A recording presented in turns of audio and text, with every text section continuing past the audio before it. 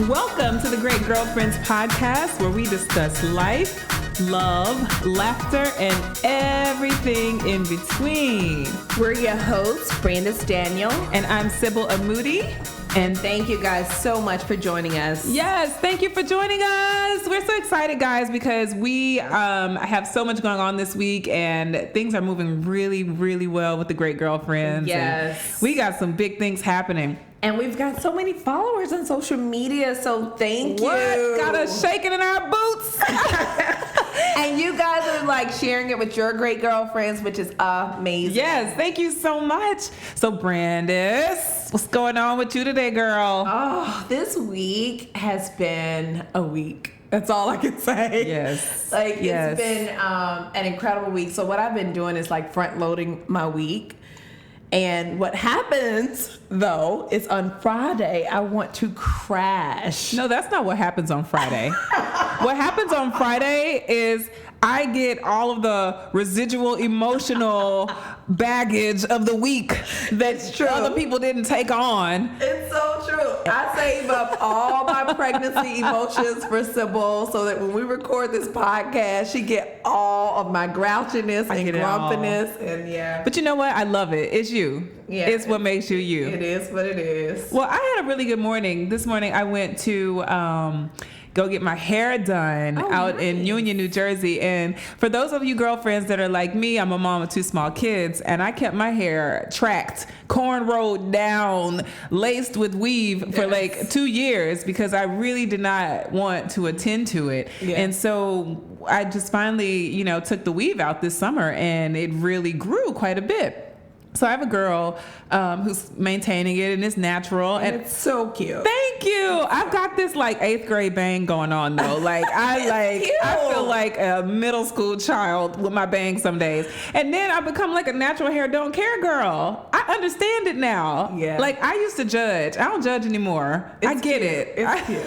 It's very cute. I get it. Well, guys, we just want to thank you really quickly for a lot of the feedback that we've been getting on social and conversations that we've been having with friends about how excited you are about the podcast and learning a lot about what we know about life and, we only giving you guys what we know. Yep. By the way, we should give a disclaimer. Like, we are not experts. You know what? I'm an expert at being a woman, though. I'm an expert at being Brandon. I'm an expert at Sybil. I'm a grown Sybil, right? So we should probably have given you guys that. No, we have not gone to college to be girlfriends. We're expert girlfriends, and that's what qualifies us to have these conversations. Absolutely. But if you ever need professional help, by all means, please don't seek it. Don't go. Well, we are not your therapist. We love you, but we are not therapists. Yeah, we're what's called wise counsel. That's what I would call us, wise counsel. So, but thank you so much, and keep those Twitter questions and emails coming, and the Facebook conversations, social. Keep all that coming, and I want to dive right in. Yeah, let's dive in. All right. This is Sybil's topic, guys. This is my topic, and as we go deeper into this topic, you'll understand, and it'll probably help to put into context some of the other podcasts we've been talking about over the past few months and so forth. But today's topic is shrinking. And, I personally chose shrinking because, I personally have played it small for quite some time, and I'm guilty. So I will raise my hand first and say I'm guilty. But I feel like it's a big conversation for us to have because I think sometimes women, we feel like we get overlooked or we don't get top consideration for jobs, or why aren't we getting the husband, or how are we missing it? Right. And it's most of the time because we're playing small. So many women are shrinking in so many situations because they want to make sure that somebody else looks better. Oh my God, absolutely. Absolutely. In their households, they're shrinking. With their girlfriends, they're shrinking. Yep. Because I've seen it where girlfriends have been around other friends they've had for years. Mm-hmm. And when those other girlfriends aren't excelling at the same rate, they feel like they have to shrink. Yeah.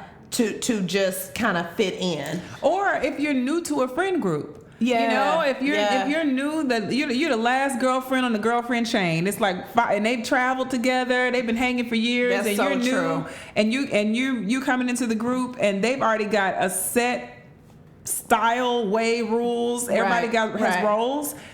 The last girlfriend tends to fall back. That's true. And some of that is wise to do to try to figure out how you fit in. Right. But the other part of it is that you're there for a reason, and you can't forsake that to try to make old friends feel comfortable. Absolutely. And for me, I think the best group of girlfriends is when women are together and they love when you're living out loud. You know what I mean? Like, I'm thankful that I'm surrounded by a group of women that like love that I live out loud. Yeah. And they don't want you playing small ever. I hate being in spaces. I am in spaces sometimes where I feel like I can't be fully Brandes because they don't get it. Yeah. You know what I mean? Yeah. And those spaces I hate being in those spaces. Yeah. I'm like, put me in these spaces like the least amount of time possible because I have to be me. Yeah. No, it's true. It is true. But sometimes shrinking for me, shrinking is even sometimes with other women. Absolutely. I mean, I had which I'll get into later, but I had a scenario that happened to me recently, which, I'm gonna, as always, girlfriends, be completely honest with you about. And it was really tough. I mean, sometimes it's tough because when you're in a room and you feel like everybody else has more and they're more this and more that and more this, and that's kind of your perception. And when you walk in the room, you're like, shoot, am I enough? Yeah. No, it's something that we do. It's something that we do, and it's subconscious, and we got to deal with it now, today, in this podcast. So what we want to first of all give you is what we define as shrinking or playing small. And I mean, just to put it very bluntly, we say it's that part in each of us that's focused on short-term temporary comfort, or like, feeling secure with where we are and being validated by whatever it is that we have in our hand. Yeah. Right? Instead of going after things that we know we deserve. Right? Absolutely. And I would even say, playing small, and we usually dismiss what we truly want in life to kind of maintain a present moment of security, acceptance, or control. And I mean, even playing small in some instances, again, where we just feel inferior to the people who are in the room. Yeah, no, it's true. And you think it's fair to say women have more opportunities these days than we've ever seen. We have a woman that's running for president. How big is that? You know what I mean? True. We see women in so many different arenas that we've never seen before, but many of us don't step into our identity because we won't take advantage of the resources that are available. Like, we don't feel like we qualify for that. You know? It's so funny because I was having breakfast with someone yesterday, and it was someone who I personally completely admire. Like, I think that, first of all, the woman is absolutely drop dead gorgeous. And she started a business. She's a really successful entrepreneur, but she was going into a room with other people who were even more successful and who also came from like heritage backgrounds, like that whole pedigree that some Black people have. And she felt really uncomfortable about going into that room. And so we kind of had a talk about it. I kind of shared my experience I had with her, which was really helpful to her.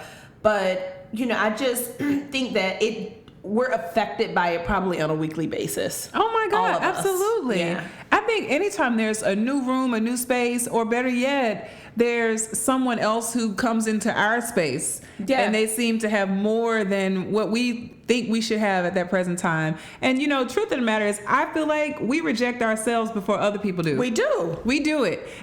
Half the time people aren't rejecting us. It's true. But we do, because we start focusing on our flaws and we use them as a crutch and we minimize who we are. It's so true. And we shrink. Yeah. We shrink. And it's so easy for us to just stay in our comfort zone. It's very true. Or wait on permission for someone else to kind of tell us who we're supposed to be and when we're supposed to be that. And I mean, as women and as entrepreneurs, as moms, as leaders, as aspirational business owners, as girlfriends, that is just poor behavior. We can't do that and then expect to see great results. Yeah. And some of us hide behind our Gucci bags. Some of us do. And hide behind our labels. That's true. And hide behind someone else's style. Yeah. And, so it's...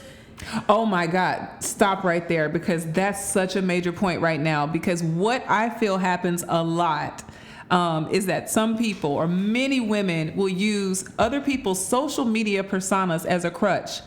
And they use their personas to create their own.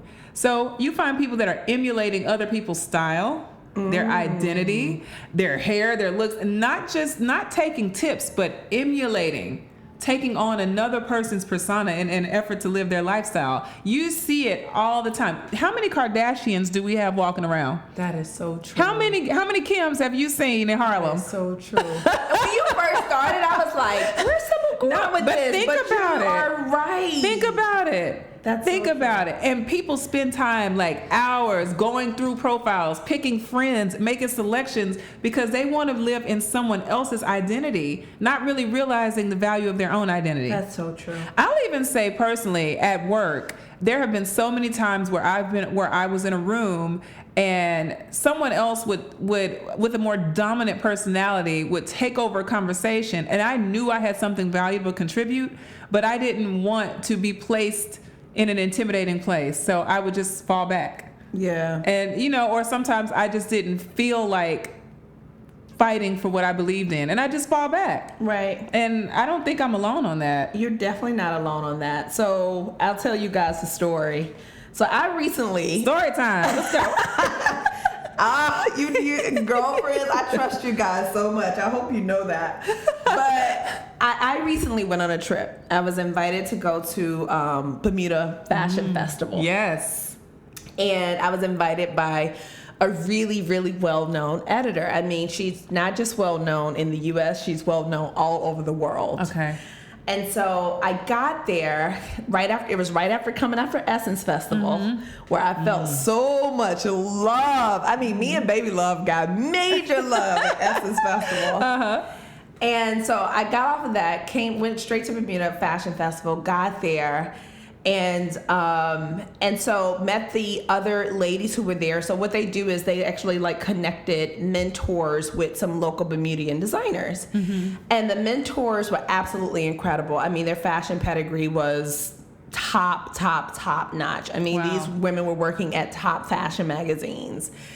And so some of the men, there were a couple guys too, but again, everyone was working for top fashion magazines. So when I got there and I was kind of in that space, I really didn't feel like I fit in because I don't have, I have a fashion background. I was a buyer and I worked in apparel production, but I don't have that type of fashion pedigree where I have the labels behind me and I haven't worked for YSL, I haven't worked for Elle.com, so I didn't have that kind of pedigree. So anyway, the weekend was going on, and quite honestly, I was kind of really shrinking on my own, right? Nobody was making me shrink. I was kind of shrinking on my own. They all knew each other. That was another thing. All of them knew each other. And, none of them knew who I was. So the weekend went on, and I kept feeling some kind of way, left out, not truly respected, all of these different things I was feeling. But why were you feeling that? It was simple. It was totally my perception. It was internal. It was internal. Catch that, lady. It was all internal. It was totally, nobody's throwing stones. It was totally internal. All of these people were lovely. I mean, everybody has their personality quirks, but some of them, it was just their personalities. Yeah. You know what I mean? And people are different. So I'll never forget. I came back to my room, and I can't remember what had just happened, but at this point, I'm really feeling emotional. I'm all in my feelings, all up and through my feelings. I mean, I wanted to come in the room and just cry and just go to bed and be I'm not doing anything else. Packed me up to go to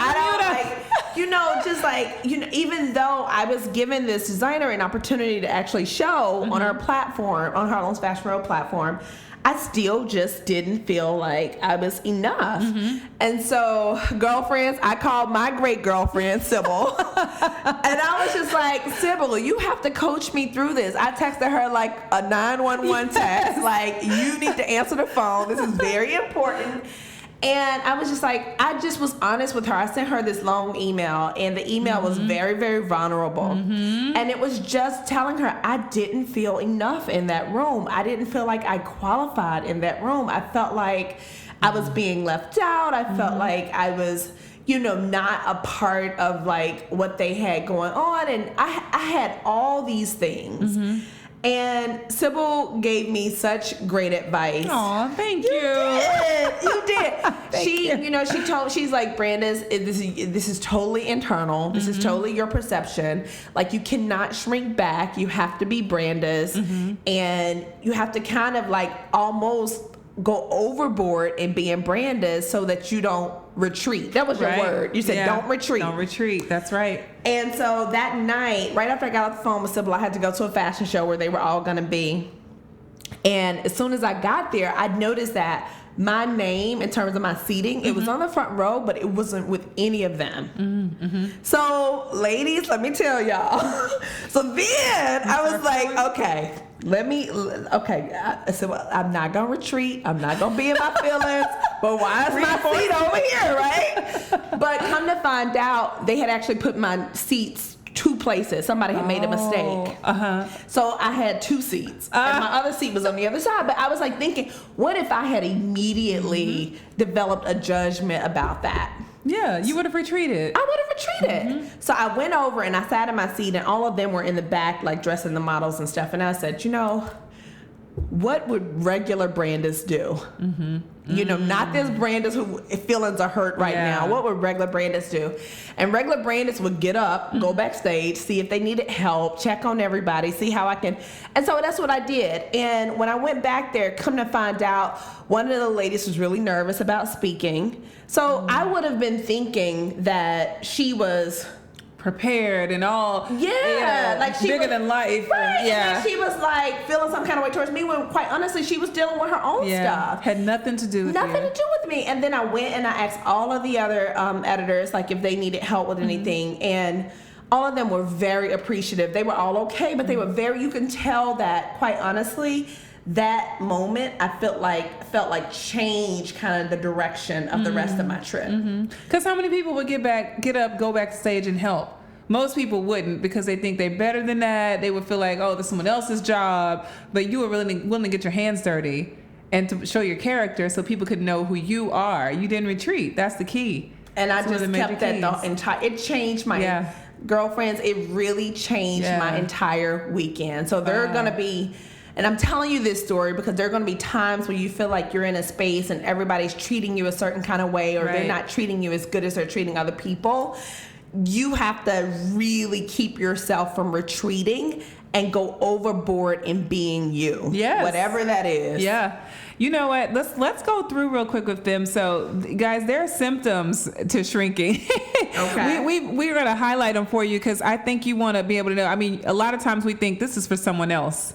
Yeah. I don't shrink. Yeah. You know, I do me, and I live me, and I'm all about me. But we all have those moments where we pull back just a pinch because we feel like we don't qualify to take center stage. Yeah. Even with this podcast, ladies, I struggled with the idea that you would actually listen.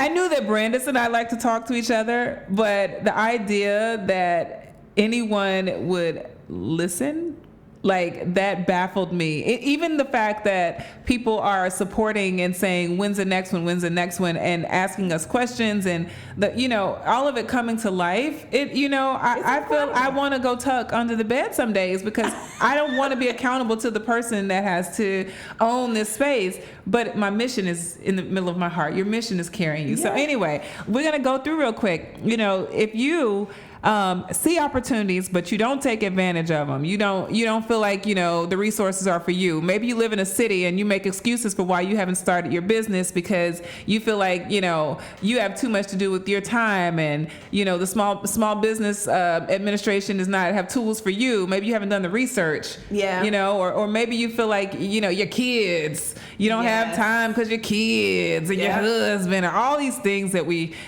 make as excuses. But, so if you find yourself saying some of those things, you're probably shrinking. You're probably shrinking. I would say so. And some people start being like, I'm a black woman. How many black women have we heard? Or, I'm a woman. Yes. I'm not from here. Or I'm over 30. I'm over 40. Girl, I got bills. I'm only 20-something. Girl, you know I tripped in 3rd grade. Girl, you know I fell on the playground that time. Girl, girl, you know I've been hurt before. And you know how they are. Girl, you and know. you know how they are. And you know a good man is hard to find. Yes. You know I live in Atlanta. Yes. You know that. You know I live in Memphis. You know I live in Mexico. You know where is the best place to live? Everybody says something wrong with their city. It's so or you know I got buck teeth. You know I'm overweight. It's you know. true. So if you're saying any of those, you're making excuses or blaming your circumstances or other people. Well, you know my husband don't support me. Yeah. And you know I got my sister. I got to help my mama and them. You know, you're making excuses for why you can't pursue what you desire. You're probably shrinking. Or if you're telling yourself when you look in the mirror, you know good and well your dream is right there looking at you. Right there. But then what are you saying back to it? You're like, no, I can do this later, or I'm good right now, or I got too much going on, or girl, there are a million excuses. Or why me? Why me? Why? I don't my qualify. God. Why me? Let me tell you, that was your question. Yes. I asked that question over and over again when I first started my business.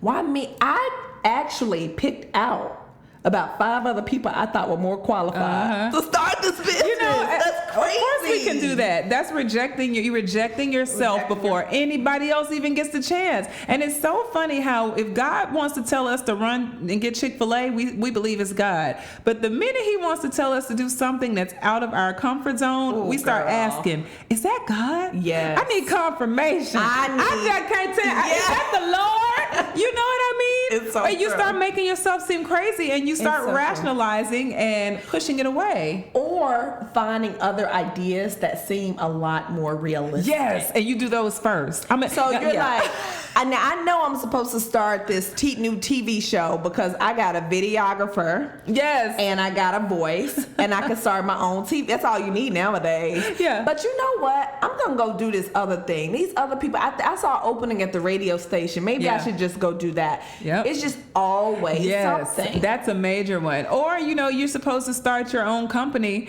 and and you might, God is telling you to go start your own company and telling you to do it. And if God tells us something, we know we have the resources, but somehow we say, you know what? I'm going to go get mentored and go get a job under so-and-so and learn from them. Or I'm going to go get certification. Yes. I'm going to go get some kind of degree that certifies what God said. Yes. That's called shrinking, people. That's called shrinking. And we make excuses and say we want to make sure our credentials are up, but that's not it.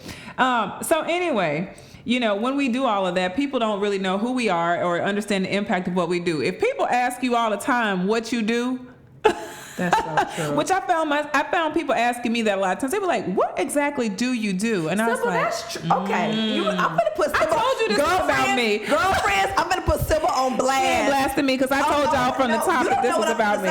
You don't know what I'm gonna say. Lord you don't know what I'm gonna say. All right. So in Sybil's bio, if you guys will read, she has that she's. You guys should see her face right now. She is terrified of what I'm about to say. Oh my gosh. So in Sybil's bio, if you look at our podcast, she kind of talks about these brands she worked with, and then she goes, "But I don't want to name drop." No, I'm not a name drop. That's fine, but she never tells you what brand she's working with.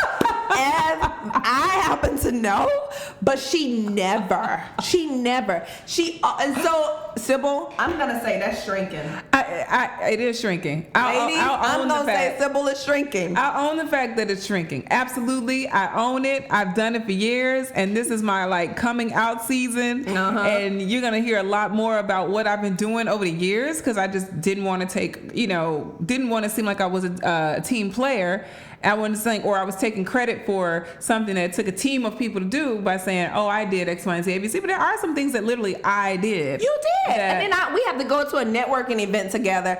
I'm literally selling Sybil like I'm her darn publicist or something, because she won't do it. I won't do it. I just don't feel the need. She will sit back like she don't know nothing. Like she's worked with some of the biggest brands in our country, in the world, by the way. So I never feel the need, ladies. But anyway, look, no, really? We only have a few minutes left, and now we're gonna give you our 5, quick ways to stop shrinking. Okay. And I'll start with number 1. This helped me. dive deeper into your mission. Don't hide your mission. You have to keep it in front of you. You have to share your mission with other people. You have to be vocal about what your purpose is so you can be held accountable to it. So I know my mission is to inspire people each day by the way that I live and to make sure that I'm preparing a legacy for my children. I tell everybody about that. Every day I live it out actionably by what I do as, with my job, what I do with friends, what I do with my kids, what I do with my husband. And I make sure that all of my friends know about it. And I try to live and breathe it so that when I'm not doing it, people can be accountable to me on my success and my failure and help me. Some people like to keep things to themselves. They're like, I don't want to tell anybody because they're scared of it. Yeah. Because they're scared of it. Point blank. That's what it is. Point blank. That was me. I know that. And you can't do that either. Number 2. And then set short-term and long-term goals that really kind of feed into your mission. I love this idea. I read this book, and it's called 6 Months to Six Figures. And what they talk about is reverse engineering. So you basically set a goal 6 months out, and then you kind of work backwards into how do everything you do every day feed into that goal. Nice. So, That's good. So do that. I love that. And I mean, you have to set goals that feed your faith and that draw you closer to that fulfillment of your mission. All right, number 3. This one is big, guys, because that's the thing that Brandis was talking about her friends. We believe that you need accountability partners, and I think you need 3 minimum, and they should have roles. Right? Your number 1? You probably need one that's no nonsense. You need somebody who's straight up looking you in the face, and they don't see you at right now. They see you at the person that you're supposed to be. So they don't let you make excuses. They don't understand when you say tomorrow. I'm secretly talking about Brandis. They might be pregnant. They might have short hair. They might be bossy, Brandis. But whatever they are, they're the no nonsense one, and they hold you accountable to what God has placed on the inside of you. Your number 2? And then it's always good to have someone who's a nurturer. Yes, that's your shoulder. Yeah. That's the one you can go to and you can breathe and be like, I'm scared. Yeah. And they're like, I get it, but it's okay. I was scared before. Absolutely. A lot of times that nurturer has gone ahead of you in certain places. Yes. So they understand the stages you're in, and they can help walk you forward. A lot of times that person's done that. Or there might be someone who feels like they can't quite go to that next level, but they believe in you. That's so true. So the nurturer is making that investment. That's so true. And the last accountability partner is a practical one that balances your needs for love, support, and results. And that's hard too, because as a dreamer, and I'm a Pisces, those two together, like, it's tough for us to kind of partner or listen to people who are practical. I remember for years I would just be like, oh, they just don't get it. And they look at you like, she is crazy. Yes. What's wrong with her? Yes. But you need those people. You need a practical person. You need that person when you say you about to leave your job and go pursue this wild dream that says, have you budgeted? Do you have 6 months worth of living? Don't be mad at that person. They are looking out for you. You need that practical person to be straight up. I know you're crazy. But you love that person, because you're going to have that person. Or the one that you say, I'm about to date this dude I met online, and this girl goes, did you ask him if he's married? Eesh. Like the one that asks you all the questions that you don't want to ask, but they are practical enough to be like, you got to be smart. Yeah. Be dreamy and smart. That's right? True. Dreamy and smart. Dreamy and smart. That's a t-shirt. All right, number 4. You got to decide that your flaws are not significant enough to keep you from your goals. And quite honestly, what we think our flaws are actually that's the strength. Always. Every single time. A prime example is that I got braces to close my gap, which I still have a little gap now. I hate I close my gap. Wish you had Lauren Hutton's gap. I need that gap. Think about it. Every time I think about it, I'm like, that gap would be like my trademark. When I see all these cute girls being illustrated by these illustration artists, I always think, now how people gonna illustrate me?